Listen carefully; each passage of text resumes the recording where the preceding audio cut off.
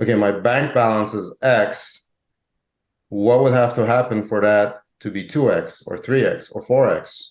Okay, and then you start reverse engineering from there. That's where the CPCL comes in. It's like, am I spending the money in the right places for my advertising dollars?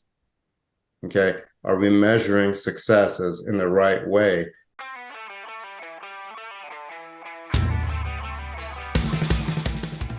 Welcome to the B2B Digital Marketer Podcast, a podcast helping you to end your struggle with digital marketing, helping you to pave a new and better path to target and capture your ideal customer. Each week, we teach you how insiders and experts debunk the dreary and become engines of innovation. Now, here's your host, Jim Rembach.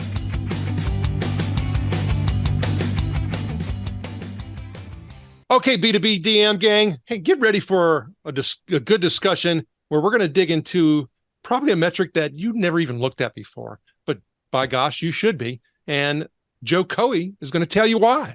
Joe, welcome. Thank you. Thank you, Jim. Before we get into the deep into the discussion points and why this metric is so critical and vital, if you can, share with the B2B DM gang a little bit about your background. Yeah, so my background is I have a formal education in engineering. Then I got an MBA in order to get into sales. I did enterprise software sales for 10 years, starting at Oracle, cutting my teeth there.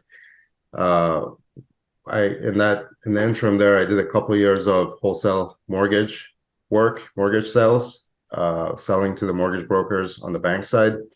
And then I finished my career back in sales as a head of sales for a software company before I started SalesX, which was to be a sales consulting company. But we ended up being a digital advertising agency because that's where the demand took us. Everybody needed websites, they needed SEO, they needed pay-per-click. And then we saw that the pay-per-click was the scalable portion of the business. And since then, we've been 5 times winners of the US Search Awards for 3 times for best agency, best use of data, that kind of stuff. We're a premier Google partner, blah, blah, blah. So we ended up being hardcore kind of digital advertising geeks, but with sales and engineering background. So it's a little bit of a rare combination. And we even talked about that a little bit when you shared a great story before we started recording about a time where you were having some challenges and difficulties with some clients as an engineer or customers as an engineer. And they started sharing with you information that the sales team was actually sharing. You're like, I don't even know why they told you that. That functionality is not even in the system. And you went to go find sales and marketing. And where were they? They had gone to Hawaii because they had all hit President's Club numbers, and they had all gone to Hawaii. The whole building was empty. And I'm like, I need to be in Hawaii instead of trying to solve the problems that these guys fix. Like back in those days, the motto was don't fix it, feature it. So whenever something was broken, we're like, oh, that's actually a feature. But that's kind of a little bit of a Silicon Valley inside joke. That's too funny. But you actually went back. Okay, so you went to school, you got your engineering degree, and then you saw that going to Hawaii seemed very appealing, and decided to go back and you got your MBA and then got into sales. So there's a whole lot of background there that I think is critically important, because when we talk about this one metric, you'll start seeing how these two things come together. Is that correct? That is correct. That's absolutely correct. Okay, so thanks for sharing that backstory. That was very, very important. So you talk about this one metric, and it's like, okay, yes, there's other metrics. Yes, you will track other metrics, but this one is, you have found over the course of time and working with clients, is that this metric, if you're not measuring it, what does it mean? So in our industry, in the digital advertising industry, there are 1,001 metrics that you chase after. There's an encyclopedia of acronyms, and each one of them has a metric associated with it, and they all can sound really sexy, attractive, cool, and everything else if you're geeky enough. But the only metric that I care about is one that's directly tied to the balance in the bank account. If it's affecting that balance in the bank account, if that balance is going up, then that's the metric that I care about. And if it's going down, then that's the metric I care about. If it's not touching that bank balance, I have 12 guys on my team that they care about those things. But as the head of the organization, the way I drive the accounts is to go after that one metric. And that metric is cost per closed lead, CPCL. And the reason why hardly any other agencies are chasing that down is that it's actually really difficult to chase it down. It's really difficult. It requires kind of new business processes in order to be able to get that. So it requires business process development inside of a company. That's where the engineering geeky stuff comes in for a company to be able to do that. So for example, you get a lead. That lead goes from marketing to sales. Sales calls the lead, puts it presumably in a CRM and starts chasing it down.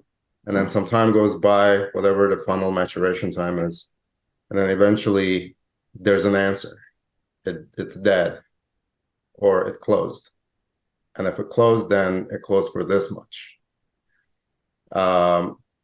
And then there's time like, oh, it closed in a week, or it closed in 6 weeks, or it closed in 3 months, so those also have value, like time to closure, how much was the contract for, how easy was it to close, is it a recurring revenue thing, all of those aspects. The trouble is that information then doesn't get back into Google Ads in this case, because the metric that people are measuring is, let's say, CPA, cost per acquisition, or cost per lead. They're like, oh yeah, let's bring in the cost per lead, let's say $200 cost per lead, or cost per acquisition of either a phone call or a form fill, or a download of some sort, whatever it might be that is being measured. And they're saying, oh, we increased your leads by 10%, and we decreased your cost per lead by 5%, and we decreased your cost per click by this much, and we increased your click-through rate by that much, and we improved your impression share by this much. And it's like, great, you did all of that, but did it add to my bank balance? Yes or no? Okay. And when you go and look deep in that regard with accounts that are doing that measurement, it will change the direction of your business, which is very scary, actually. Okay, if it changes the direction of the business, there are internal politics and fiefdoms that can be affected, and then people are going to be fighting tooth and nail. So the truth can be ugly at some point, but it can also take you from a $30 million company to a $500 million company if you're willing to be open-minded about it. So I have some examples that I could give you where the cost per closed lead, for example, this company was bringing in 6 leads for 6 different departments, and the cost per closed lead we figured out was something like $8,000. They were doing contracts that were like $30,000 a year, and they were recurring, right? So the cost per closed lead for one of their departments was like $8,000, and for the other 5. It was anywhere from 15 to like 22 grand. And then now, once you have that, and you're like, oh shoot, this one department is actually amazing opportunity compared to these other ones. Now, if you have leads going to salespeople for one thing, it's going to be those salespeople are going to get better and better and better at that one thing, instead of leads going to salespeople for 5 different things. Okay, that's kind of where the sales background comes in, where you can have a better pitch, have more smooth objection handling, have documentation that quashes the objections, addresses everything, case studies that are related. You can have, if you have one thing that you're focusing on, it's going to be better. Now, having that in mind, now we're looking at another metric, which is impression share. Impression share is the number of times an ad is shown versus the ad is clicked versus the number of times people are searching for an ad where an ad could be shown. So let's say if I'm searching for XYZ 100 times, an ad could be shown 100 times. But if my ad for this company is being shown 10 times out of the 100, that means my ad could have been shown 90 more times, but it wasn't. That means my impression share is 10%. And normally the diminishing rate of return percentage hits at about 80%, 75, 80%. So you could go from 10% all the way up to 80% and still have those impressions be cost effective, or those clicks be cost effective. And these guys, their CPCL at 8 grand versus 15, 18 grand, their CPCL for that division, their impression share was only 15%. I was like, why don't we run the budget to this campaign, run it up to 80%, and then run the budget to the next campaign with the next lowest CPCL, and so on. Basically, feed where the opportunities are for the highest probability of success. So wait. So, okay. So, but as you're talking about this CPCL, cost per closed lead, I start thinking about what a lot of organizations struggle with, and that's just the overall attribution. So it could be, that from an attribution perspective, the contact and the awareness piece started someplace else, and then they ended up someplace else. And that's where a lot of, people have the struggles with is the whole attribution, element to this. You're talking about an example of paid ads, but attribution comes in a lot of different places. If you're talking about the demand side, like you said, form fill, because it came in from some other way, organic, maybe it's events, maybe it's, your peer roundtable program. I mean, there's all kinds of things that could actually cause that. But I think if you could, I want to talk about that attribution component in this metric. And then I want to ask you something else in regards to, unifying all of the stakeholders in order to be able to get this metric. So first, let's talk about the whole attribution piece. So I just want to bring to the attention of your audience that this wasn't a premeditated decision for Jim to ask that question, because that question, he absolutely nailed it. I mean, it's at like the center of the dartboard. Well, we didn't talk about that ahead of the call. So that means you're very much in tune with what's happening, at least from what I can see. Let's see. So yes, exactly right. The attribution is where the money is. So, and that's where the difficulty is, and that's where sales and marketing and even consulting, accounting, all of those players have to be in touch with each other. So there's a concept in Google. Every time you buy a click, every time you pay for a click, which is what's happening when you do Google advertising, you're buying clicks. There's a unique identifier that's attached to that click via a string of code. So that code is or a number, like a random number and letter combination, and that's called a CPCL. No, I'm sorry, not CPCL, but click ID, GCLID. So it's a Google Click ID, and that stands for GCLID. And when you work with your agency, that agency needs to say, all right, we'll pass that parameter along with the rest of the information on the lead onto your CRM.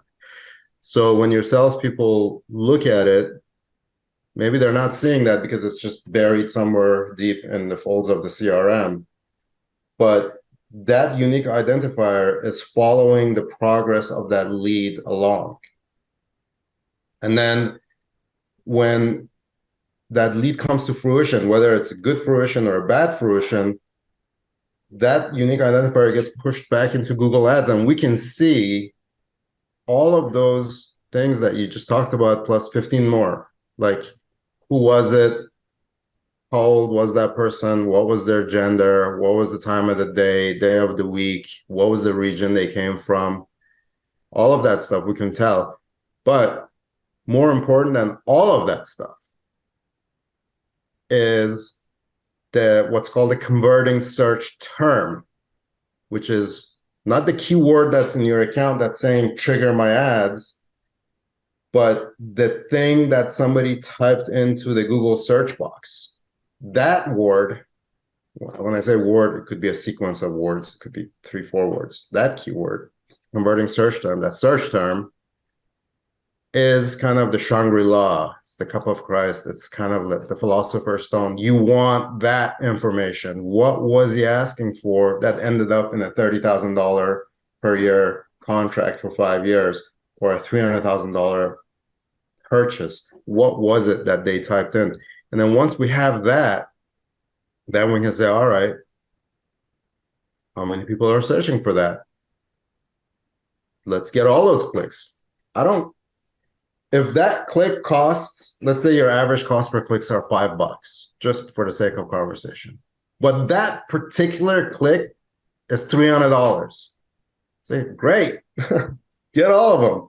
It doesn't matter how much it costs, because that's the one that's going to convert.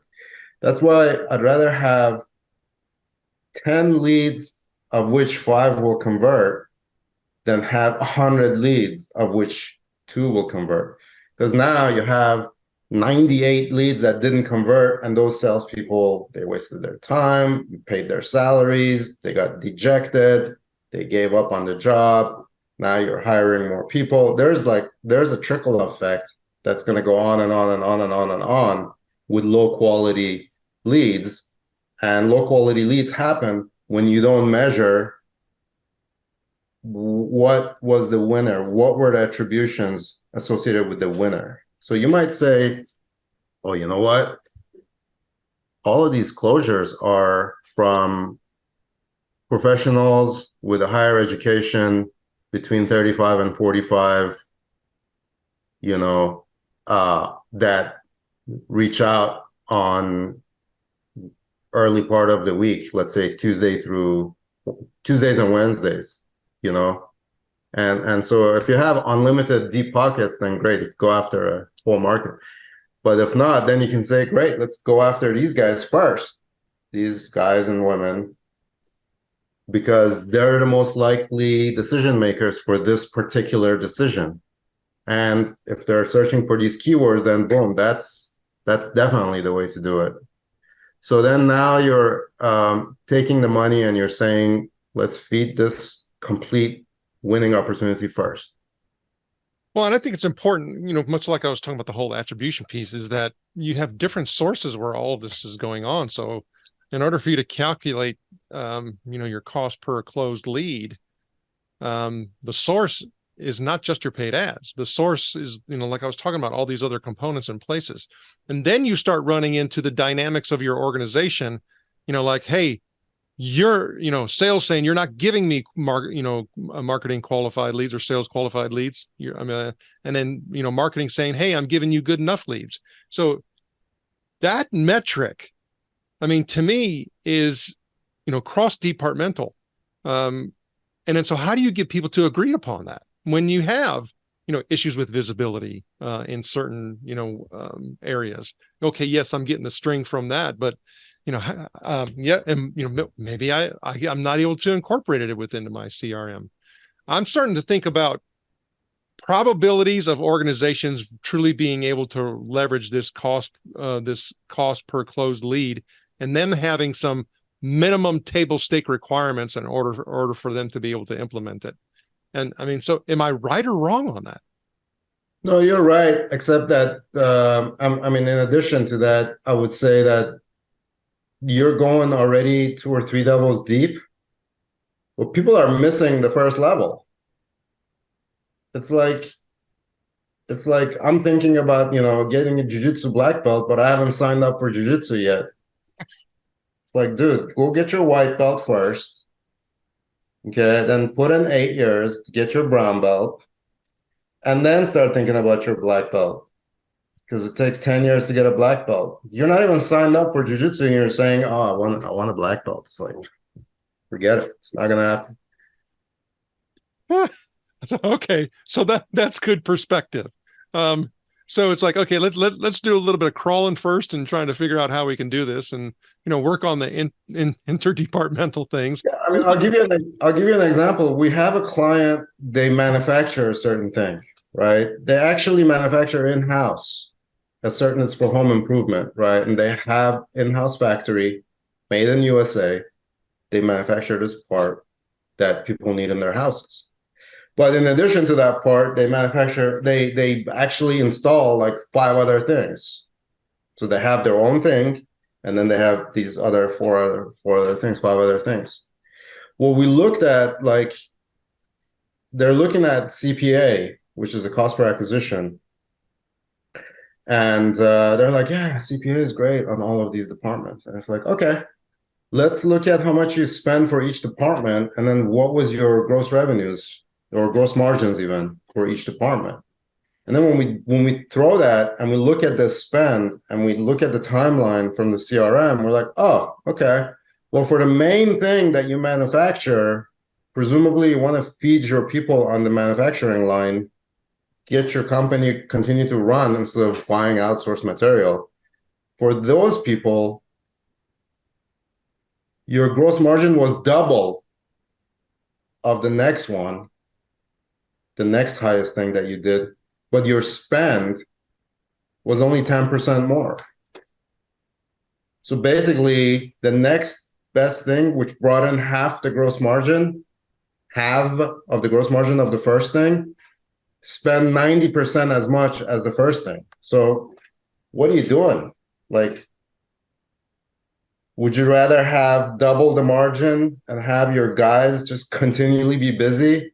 Or do you want to do early shift ends and bring in half the margin and spend the money? So it's like some of those decisions are so rudimentary that you don't really need to think about at all. But you need to think about, you need to pay attention to it. You need to be aware of it. And then once you're aware of it, the decision is actually very easy to make. I think that's part of the point is, they're operating with a certain viewpoint and lens through which is not allowing them to see things that are having what you call value. And you talk about, hey, what we're my business, it's all, really built on, being able to deliver business value. And I'm like, well, what do you mean by that? And then you started sharing with me how you have 12 business dials. And when you explain those 12 business dials, and I'm like, well, many of those things are off topic of, for us, but still it rings true is that value is across the entire enterprise, correct? Yes, absolutely. You could take the insights. Look, if you're all of a sudden, for example, of one of those two examples that I've given, let's say if you're producing a product, now you can say, oh wow, okay, I could actually double this thing. So I could do planning on materials discounts, right? My base material, I have to buy twice as much, so I can negotiate discounts. I could reduce my inventory turnover of products that have been manufactured. I could reduce my time to market when I'm opening new markets because I have this thing really nailed down. My salespeople are really focused on it. And all the campaign build outs, stuff like that is super focused. And we have all the material, all the creative, all the best tested language, because instead of spending $200,000 a month on this, for the past 6 months, we've been spending $400,000 a month. And we've been testing. What are the best, ads that are going to have the highest conversions? What are the best graphics, this and that? What are the best, everything?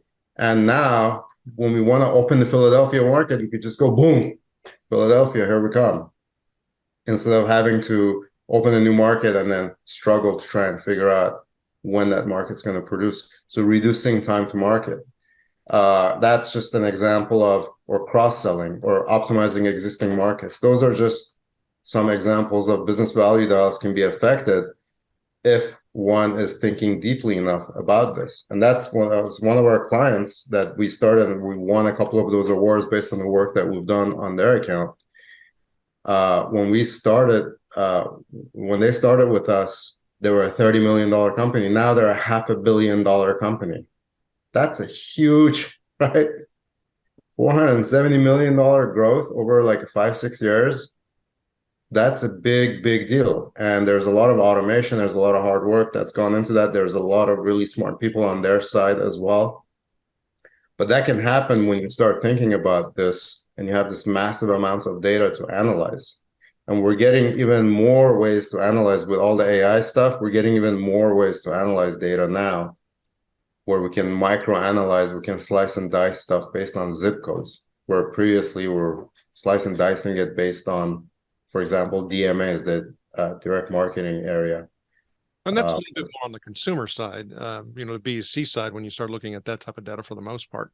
Right, right. No, but when I start, looking at it from the B2B side, and I start thinking about value that is being brought forth or within from the organization, I start thinking about this cost per closed lead. And just as you outline this different way of thinking, looking at value, you're not just giving value to your own role and to your particular department. It's now hitting all different aspects of the organization. And now I need to start talking differently. I need to start looking, at the impacts of the business quite differently. It just doesn't happen because now I start measuring something. So I'm starting to think about the transition process. And you even kind of mentioned it a moment ago. I was jumping 3 steps down. You're like, look, people aren't even doing this. Okay, so give me an understanding of steps to move forward. How can I chunk it down in order to step on it and continue to move forward? Yeah, I mean, just like in sales, when in sales you're like, all right, let's look at a closed business and then let's reverse engineer the process. Who's the decision maker? Who do they have the budget? What's their PO process? All that stuff, you're figuring it out. And as a sales manager, you're asking your salespeople, did you figure all that out? Talk to him. What happens if he goes on vacation? Are we going to hit the quarter? Do you have an upside? When you're doing all of that stuff on the sales, this is a similar type thing, except that you're looking at the bottom line first. You're like, okay, my bank balance is X. What would have to happen for that to be 2X or 3X or 4X? Okay, and then you start reverse engineering from there. That's where the CPCL comes in. It's like, am I spending the money in the right places for my advertising dollars? Okay, are we measuring successes in the right way? Because I see tons of people, especially like, we don't get any kind of like VC funded business around here, like startups, where they're flush with cash. We have other agencies that are our competitors that they get that, but the metrics that they go after are these like exposure, how many people saw your stuff, brand building. Somebody has to see your stuff 27 times before they remember it, this and that. All this, to me, it's all fluff. When it comes to the bottom line, that's just burning cash, right? And if you're a real business owner, then you can't just burn cash, because it's not VC money that you're just burning. So that's why we're called Sales X, just because we want the measurable result, which is the actual kind of sales, the revenue. So yeah, so the first step is look at the CPCL and see if you even have that data. You have that data, great. You're a rare beast. You're a rare beast, because I've been doing this since 2010, and I can count on one hand the number of people that have that data, because most people don't have it. Most people are looking at the wrong metrics because it's difficult to get. So that's your first step. Once you have that step, and it might take you 6 months to put that step, it might take you a year to put that in place. It might take you 2 weeks. It doesn't matter how long it'll take you, but you need to do it. That's the first step. Now, once you have that step, then you can start thinking about, all right, what are these other business process development aspects that I need to achieve in order to get more money in the bottom line? Okay.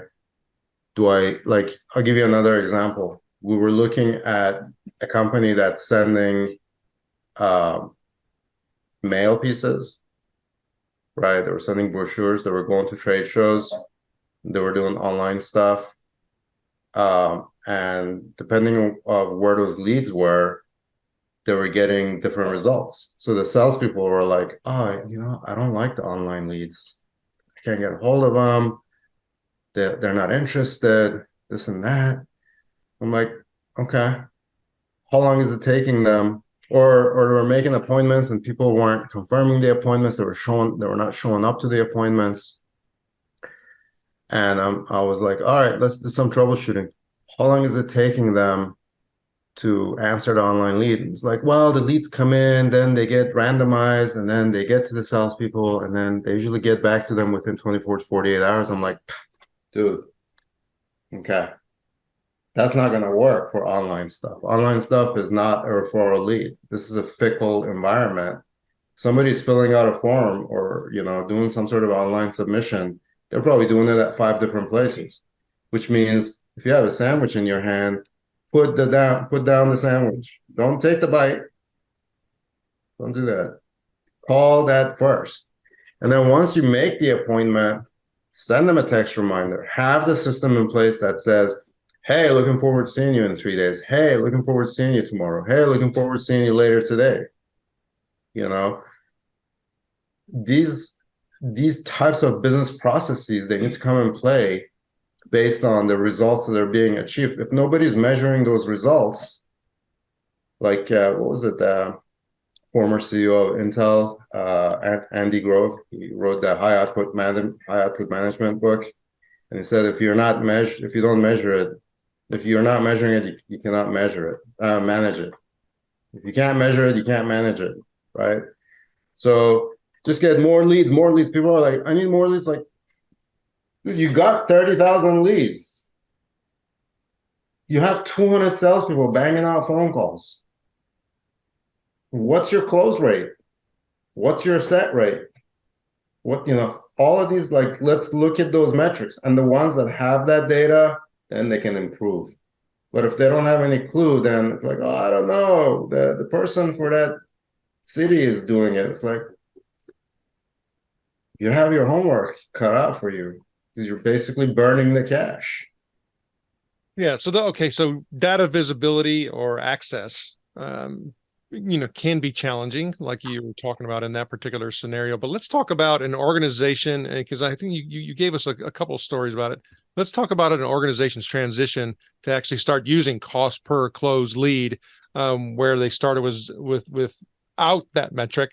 How long did that transformation take for them to be able to implement?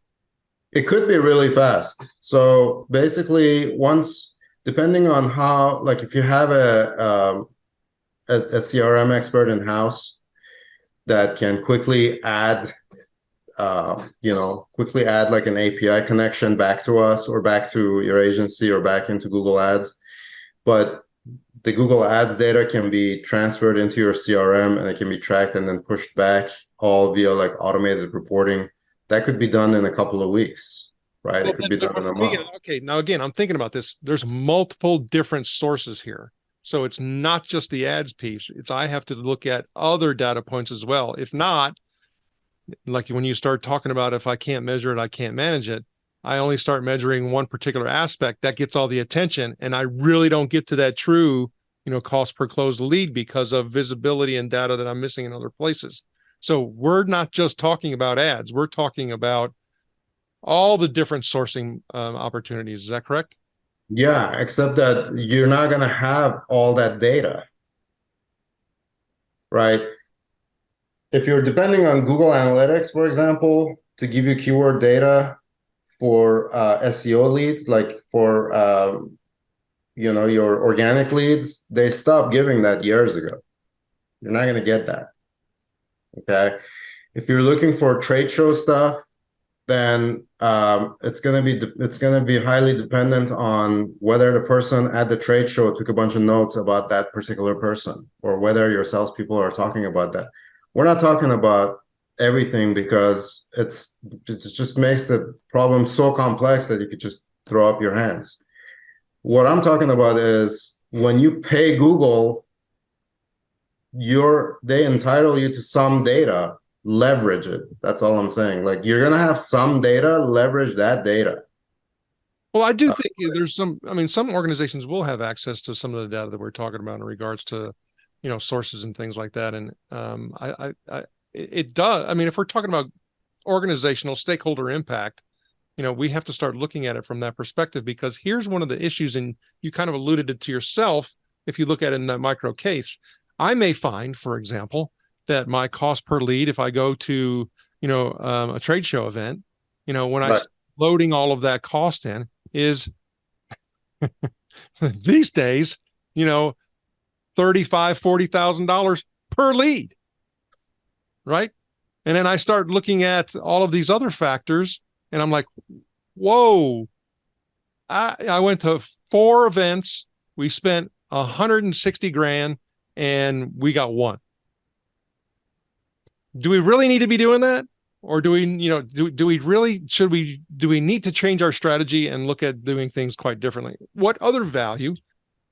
Because here's what I say, and I'm not necessarily picking on live events, but this is how people think because they get stuck. Well, I really don't care if we get any customers out of these 2 trade shows, and we're currently budgeted for $120,000 over these next 2 events. Because some of our customers are there, and also some of our partners are there. I'm like, you want to pay $120,000 for a date? I'm available. Customer side, they're gonna appreciate that much more. I'm available, right? I mean, you don't need to have a 10 by 10, a 20 by 20, a 40-foot pill. You don't need to. I mean, so it's like, I think organizations have an opportunity to make better decisions here when you start looking at really, what is my cost per close lead when I look at everything that we're doing and efforts that we're putting forth. And I think it would totally change their viewpoint. Yeah. When I was getting into kind of field sales, because at Oracle I was doing telesales, and then after Oracle I left, I started doing field sales. And I read a book called Let's Get Real or Let's Not Play by a guy named Mohan Khalsa, which is actually is an American fellow, but went to India for a while and changed his name. But it was really cool because a lot of times people are delusional about what they're actually looking at. They want to kind of, their perception is misguided. Like in my last job before I started SalesX, we would go to these trade shows, we would have a fishbowl, and we would have like 20 iPads giveaway, and we would ask people to put their cards in for a drawing for the iPad.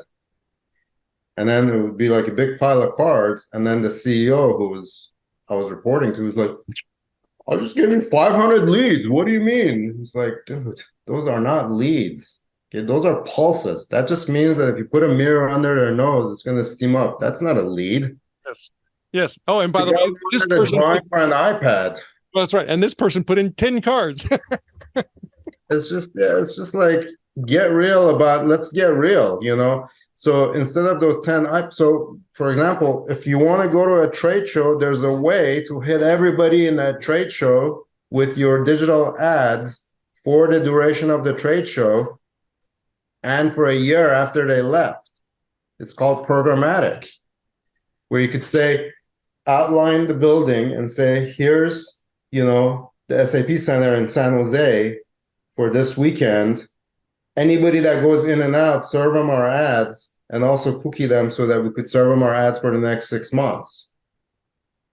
And that's not going to cost $100,000. That's going to probably cost you $5,000. So then you got the $95,000, and you could hit every trade show in the nation with the same strategy all year round, instead of just putting all your eggs in that one trade show, and then your guy gets drunk on the first night and you got nothing. So there are smarter ways to think about stuff if you're geeky enough, I suppose. Well, that's where, like you said, I mean, we're all about business value. Okay, so let's look at this value scenario versus that value scenario. And there's a lot of new ways of thinking in there. It's like, why were we always doing it that way? Because we just were. You got stuck. So it's time to get unstuck. And you know what? Joe Khoei can help you do it. Joe, how does the B2B digital marketing gang get in touch with you? They can reach out to me through the website. My email is joe@salesx.com. But our website, I also have the 12 value dials, the business value of advertising technology on a tab, salesx.com/BVAT. And I have the calculations there. So if you want to start counting your bonus and figure out how you're going to get a raise, you could use the math and those business value dials. But yeah, if you want to get a hold of me, you could reach out to me via email or through the website. Joe Khoei, thank you for sharing your knowledge and wisdom, and we wish you the very best. Thank you so much, Jim. I appreciate you.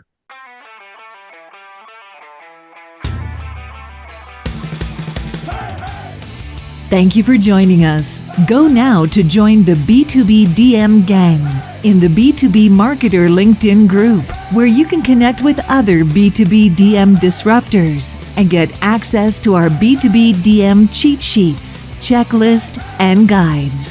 While you're at it, if you found value in this show, please help by going to iTunes to rate, review, and subscribe. And share the show on all of your digital platforms. Be sure to tune in next week for our next episode. And always remember, you can automate your lead capture, but you must lure your lead.